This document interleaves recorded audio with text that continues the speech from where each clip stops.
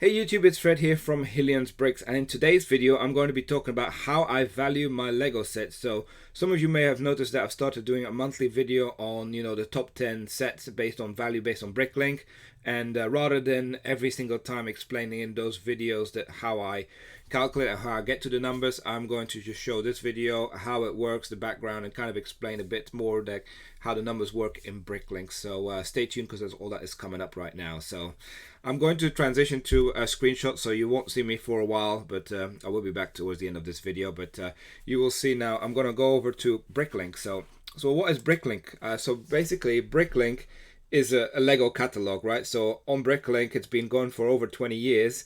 And I think back in 2019, it was actually bought up by Lego. So now it actually belongs to Lego. So as you can see here, there is a catalog of bricks. And here is the category tree. So if this is the first time you use them, it's quite difficult. You might not know where it's at in terms of bricks, but every single brick is pretty much available and cataloged on this website. So every brick that's ever been made.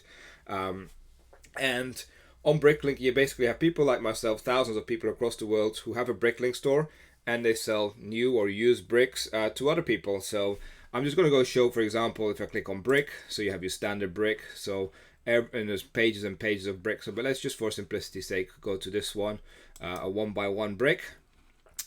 You can see it's got some information from when they started producing them, how much it weighs. You can actually see all the sets it appears in as well, but you can select a color. It's worth knowing that every single brick, and a color is considered as one lot. So you can have two of the same bricks but different colors. That would be two lots. Three different colors, three lots. So that's how it kind of works. So let's just for simplicity's sake use black. And it already can see what happens at the bottom, something updated. So every single brick has a price, and the system keeps track of all the sales of the last 6 months, everything that's on sale right now, and gives you some averages. But the first thing I tend to do, because I'm based in the UK, I tend to group things by currency, because from my perspective it's very easy. Everything is British pounds. We can see the averages here in the UK. You also see how many sales have happened in terms of quantity, how many bricks are available, and so forth. So as you can see, I talked about the average price. So here you have the last 6 months sale, and here you have the current items for sale. So, and there's always a differential between new and used. Most of the time, the new are going to be more expensive than the used, but there are some freak occasions where I've seen that the used prices is higher than the new, but it's very rare. But what the system works out is, you can see it gives you some average price per brick for the last 6 months sales, and then also gives you currently the items of our sale, current average of everything that's currently listed from all the stores available for sale. So typically you will see that current items for sale has a higher average than the last 6 months, but at least the last 6 months of items that have sold. So it's a better benchmark to value things at. So that's pretty much what we use from our perspective. We look at the last 6 months average sales. Now there's always a difference, as I said, between new and used. So yeah, that's basically every single brick has this, and it's not just bricks that you can find on here. They also have the minifigures, stickers, instruction booklets. Isn't it? So you go down the list, it's all here, right? So, but what we're going to do now, we'll show you that as in just bricks, you also find the sets on here. So I've already gone forward, and I'll go to the next tab. And for example, just pick this Mandalorian child set, which is part of our next giveaway now. You see the set, it was released in 2020. Give some weight of the box, some images. You can see you can actually buy sets on here as well from people. Again, you can go to items for sale and it gives you the list of all the people. But the most important thing that works out is that it also has an inventory. And it tells you it consists of how many parts, and it then lists all the parts. I'll go through that in a minute. If the set has minifigures, there's usually a different thing under here. It says 3, 4, 5, or however many figures there are, and then they list the minifigures as well, and it even lists the parts of the minifigures. So down to the legs, the torso, and so forth. It also lists all those different parts. So, but if we click on that, you can see it tells you we've got 2 of these. We've got a black brick, there's 1 of them in there, and it gives you a whole list of how many it goes for. So you can already see by actually cataloging and knowing that every single brick, you can start to build a valuation for each set based on the last 6 month average. And that is what we do. But the good news is you don't have to do this manually, right? So the system does this for you. So it gives you what we call a part out value. And the part out value is very simple to go find. So I'm going to go to the next tab, but how you find this is in under market, there's a thing called price guide. And what we tend to use here, you go on the right hand side, so you go on part out value, you type in the set number, and what you do, you either use the condition new or used. Because we are valuing new sets, we use condition new because we want the new pricing. You know, if you wanted to value, you know, some used stuff, you can change it as well, and it picks up the used prices. And we tend to include the instructions and extra parts. So those are the extra little bits that you usually end over with at the end. Those are cataloged as well in this system. Now, we don't tend to sell boxes from our perspective. So when we value it, we kind of look at just at the extra parts and the instructions, because those are the things that from our perspective at Bricklink store, those are the things we sell. And then we just get value. And what it does, it then goes and calculates in the background system, you know, the parts list, those 295 parts for this set, and the average price. So as you can see here, it shows the last 6 month sale. This set would have been worth £32.47 if you bought all the pieces separately. It tells you how many lots there are as well. So there's 317 pieces in 124 lots. Currently, based on the current prices, this would already be £40.73. So you can see if people start to sell the prices, currently this actually might appreciate in price, but it doesn't always work that way, because people will add new bricks and sometimes the price might come down as well. So, and here you can see if you have a Bricklink store, it tells you how many of those parts you have and what's your valuation of those parts that you've got in store.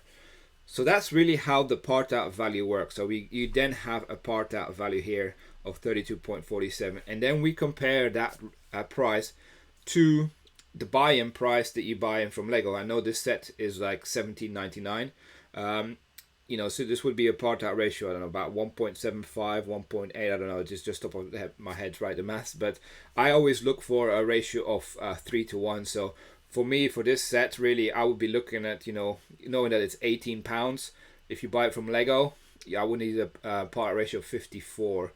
But clearly, you can buy the set cheaper elsewhere, so you need to kind of put that into consideration. But from our valuation perspective, we use the default Lego pricing, and we use this element. Now, the one thing I also want to give you an insight on is it's worth to know how the part out value works in terms of, because this is a moving thing, right? So pricing does not stay the same, and it's very much important to know when are you looking at this part out value, because every month it changes. And it depends on where you are in the lifespan of the set.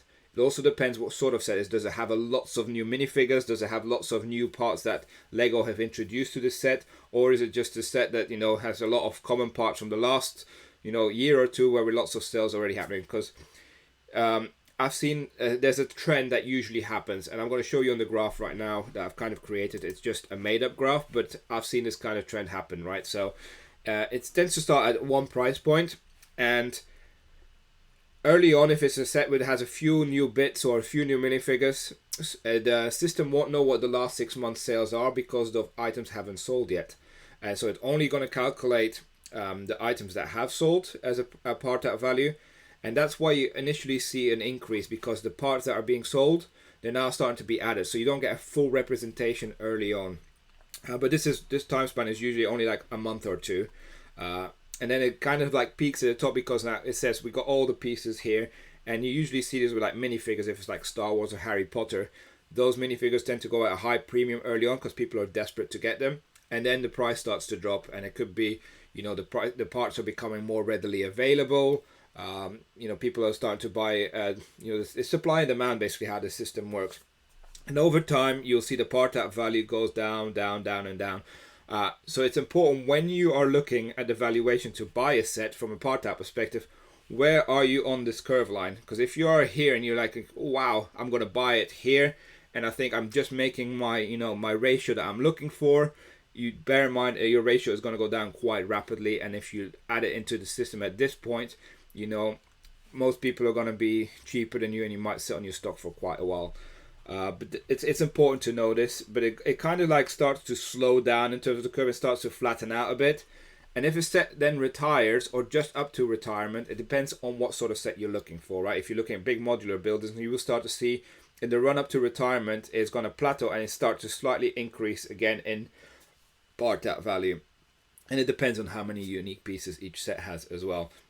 Once it retires, then there's a slow increase usually, but at some point it will flatten out again. But yeah, it's worth knowing this graph, I would say, because it gives you an indication of how the trend of pricing on the elements tends to work on Lego. Now, the big extreme values that I've seen were when the Lego art sets came out initially. So like the Star Wars art, for example, it had a ridiculous part out value initially because they had lots of the round plates with new colors. So there was new lots, and because there's like hundreds of those pieces, the part out value was insane. So the drop in price was very sharp once it became flooded with availability and people started buying at cheaper and cheaper prices. So this is kind of like where you start to understand the dynamics of the pricing. But yeah, that's how we value Lego sets. So I hope it kind of makes sense.